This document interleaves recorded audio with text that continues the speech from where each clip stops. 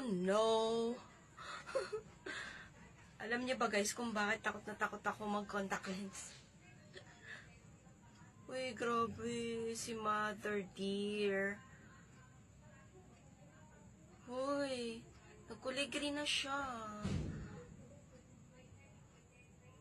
Wala, ang dami ata. OMG. Oh no. I think masakit yan. Wala, ang dami talaga. Kulay green na yung iba. Nagkulay green na. Or kulay green talaga. OMG. Wala, naubos na. Yan talaga ang dahilan kung bakit ayoko mag-contact lens. Maraming nagbibigay opinion sa akin na mag-contact lens na lang ako para hindi ako magsasalamin kasi ang dami-dami ko na raw mga salamin. Bukod sa hindi ako marunong maglagay nun sa mata ko, kaya hindi ako marunong maglagay kasi nga ayoko nun. Takot ako, kaya hindi ko natutunan ilagay yan sa mata ko. Yung contact lens, ayoko.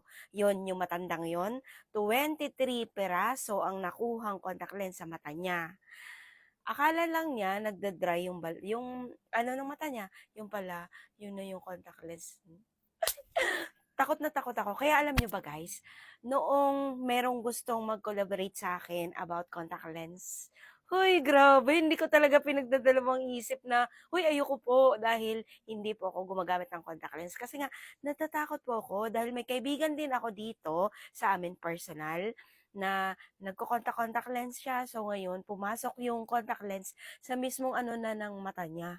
So ngayon, inoperahan siya. Ang laki ng gastos. Guys, kaya takot talaga ako mag-contact lens. Kaya pasensya na kayo kung bakit ganito ako sa contact lens. Wala.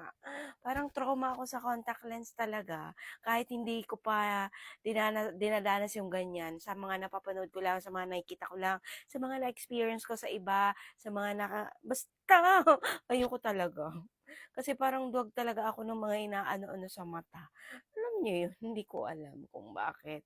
Wala, gusto ko lang i-share talaga sa inyo na parang takot talaga ako sa contact lens. Ayun lang siya guys. Sa mga gusto naman mag-contact lens at marunong maglagay ng contact lens, wala namang problema yun. Basta laging malinis yung ilalagay nyong contact lens sa mata nyo at lagi nyong aalagaan kasi madaling madumihan po ang ating contact lens kasi inaano ng ating daliri or kung ano man yan. Basta, kailangan laging malinis ang inyong mga mata. Kasi ang hirap kung bulag ka, di ba?